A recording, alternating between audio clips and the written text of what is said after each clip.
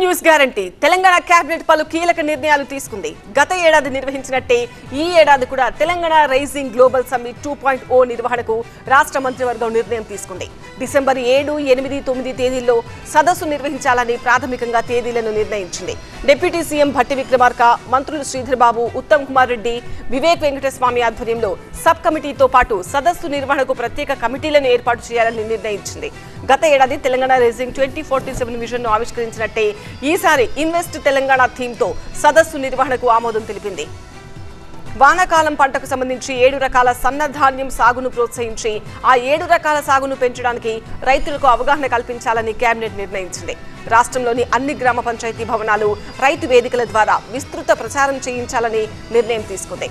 ఈ ఏడాది నుంచి ఈ 7 రకాల సన్నాలకే 500 రూపాయల బోనస్ చెల్లించాలని కేబినెట్ తీర్మానించింది. హైదరాబాద్ సిటీ పరిధిలో ఉన్న కాలుష్య కారక పరిశ్రమలను సిటీ శివార్లకు తరలించేందుకు ఉద్దేశించిన హిల్ట్ పాలసీ దరఖాస్తుల గడువును మరో 3 నెలలు పొడిగించేందుకు కేబినెట్ నిర్ణయించింది.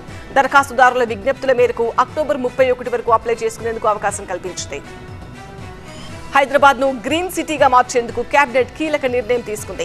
హైదరాబాద్ లో ప్రస్తుతం 18,766 పెట్రోల్, డీజిల్ ఆటో రిక్షాలున్నాయి. వీటిని ఈవీలుగా మార్చేందుకు 200 కోట్లతో ప్రత్యేక పథకం అమలుకు ఆమోదం తెలిపింది.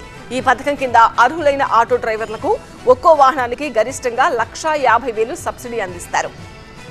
22A పై ఇప్పటికే సమీక్ష జరిపామన్నారు మంత్రి పొంగులేటి. యుద్ధ ప్రాతిపదికన క్లియర్ చేయాలని చెప్పామన్నారు. ప్రభుత్వ భూమి కాకపోతే వెంటనే క్లియర్ చేస్తామన్నారు. క్యూర్ పరిధిలో సబ్ రిజిస్ట్రార్లతో చర్చించామన్నారు.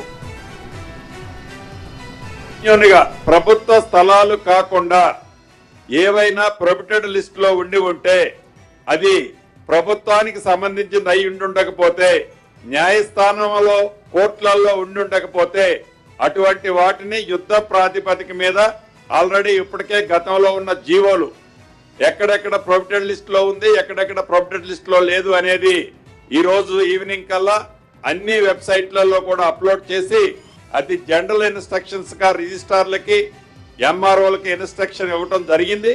అదే పద్ధతిలో ఇంకా అడిషనల్ గా ఎక్కడన్నా మిగిలింటే తప్పకుండా దాన్ని ప్రజలను ఇబ్బంది పెట్టే ప్రభుత్వం కాదు, వారి సొంత ఆస్తి. నిన్న గౌరవ ముఖ్యమంత్రి గారు చెప్పినట్టు ఒక్క అంగుళం కూడా ఎక్కడికి పోనేమో వాటిని క్లియర్ చేసే బాధ్యత with in couple of days లోనే క్లియర్ చేసే బాధ్యత. సబ్జెక్టు కండిషన్ ప్రభుత్వ ఆస్తులు, లిటిగెంట్ ఆస్తులు కాకపోతే క్లియర్ చేసే బాధ్యత రాష్ట్ర ప్రభుత్వ పక్షాన ఆ శాఖ మంత్రిగా తప్పకుండా నేనే తీసుకుంటానని కూడా రాష్ట్ర ప్రజలతో పాటు ముఖ్యంగా హైదరాబాద్ పట్టణంలో నివసించే ప్రజలకి మీ ద్వారా తెలియజేస్తున్నాను.